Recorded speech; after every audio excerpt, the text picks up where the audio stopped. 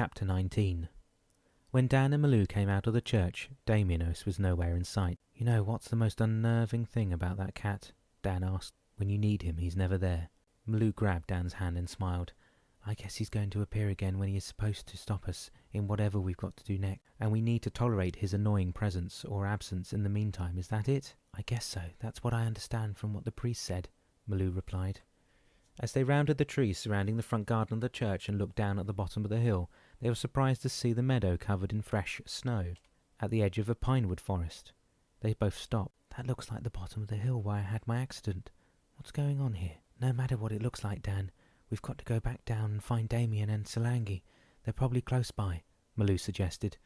As they began running down the hill, Dan noticed they were both dressed in winter gear now, with boots, gloves, tokies and all.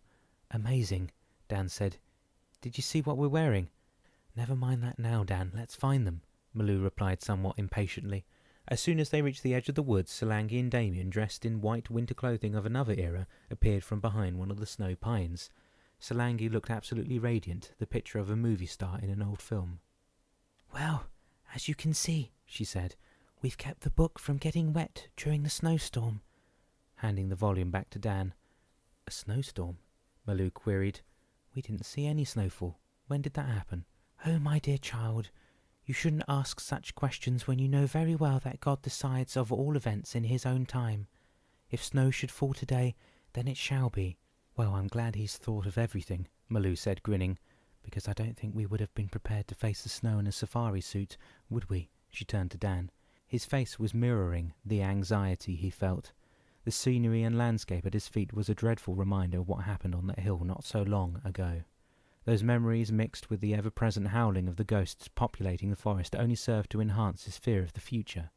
However, undaunted and determined as ever to accomplish the task that would liberate both of them from what was becoming a living nightmare, Dan said, "Let's see what the book has to tell us now," flipping it open. "Since you now understand what tolerance involves, your next task will be to find acceptance of all that occurs to you and around you. However, accepting your situation or the circumstances surrounding the event doesn't mean that fatalism should invade your mind.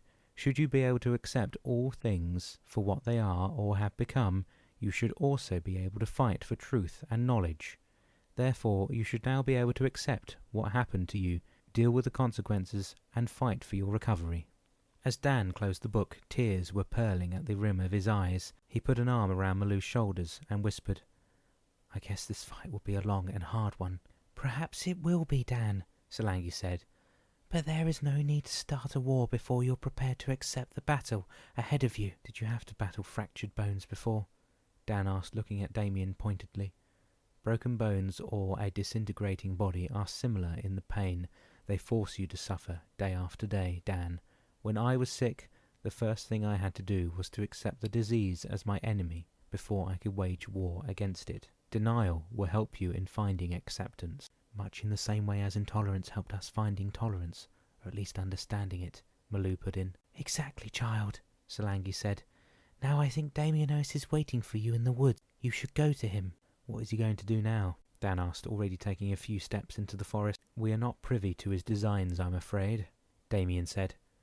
"But trust in your strength, Dan. Courage is what you need today." As Dan and Malou took careful steps and farther into the woods, they noticed that the haunting howls of the banished figures progressively decreased in intensity until they were only a whisper through the foliage surrounding them. They walked in silence for a while until they reached another clearing. "What is this?" Dan asked, looking at the small chalet nestled against the trees at the edge of the woods. It resembled the fairy tale house Hans and Gretel found in the Black Forest of Bavaria. "It looks like a witch's house," Malou said, looking around her. "And where is Damianos? That's what I'd like to know." "You called for me," the old man, who now stood on the front stoop of the chalet, replied to the befuddled couple. "Have you decided to send us into a fairy tale book this time?" Dan asked, walking with Malou across the meadow. "Yes, I thought it would be a suitable environment for what you're about to face, Dan." "What am I about to face? A witch and a witch's brew inside the cabin, is that it?" "Something close to it, but not quite," Damianos replied.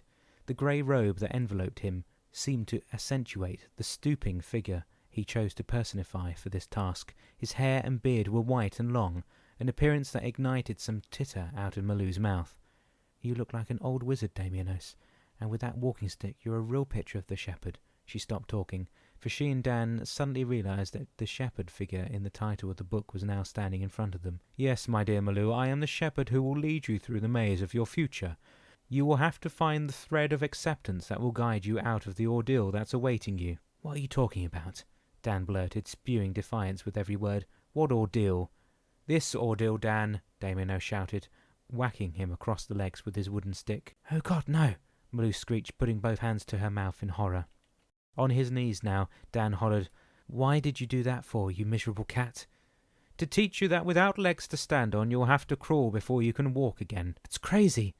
"Not so crazy, Dan. When you finally come to terms with your frailty, your diminished capacity, and your weaknesses—" "Weaknesses? I am not weak," Dan argued vehemently, trying to get up only to be whacked again into submission. "Don't deny your failings, Dan. It's no use. I will be in the house waiting for you, until you decide to stop denying your condition and you're prepared to hear my advice." With these words, Damianos turned toward the house and treaded his way through the snow slowly. Malou ran to him. "Why did you do that? Why did you hurt him? He's done nothing to you." Damianos stopped and turned to point to Dan, who was still trying to get to his feet with angry movements, displaying all the frustration he felt. "Because, my dear, your husband needs to accept his weaknesses without anger and frustration, which will be pernicious to him in this future. He can no longer deny the condition in which he found himself after the accident. He needs to realize that his efforts should be concentrated on his recovery rather than his misfortune." "How can I help?" Malou asked, finally understanding that Damianos would be a guide through this maze of malevolence. Okay, I give up," Dan yelled from behind them. "What do I do to get to my feet?" "Ah, I see that you have come to accept part of this trial, haven't you, Dan?" Yeah, let's get on with it. What should I do? Just tell me, will you, and stop with the sermons, okay?" "You know, Dan, you're a very amusing fellow. You're such a display of good and bad that I have a hard time understanding you at times." He paused to chuckle in his beard. "All right, then. Just tell your legs to forget about the pain inflicted by my cane and stand up. You like to be in control. So it's time to control your mind instead of letting it control you. Do you understand me?" Dan, still on his knees, looked up at the old man and smiled. "All right, you damn cat. I'll try."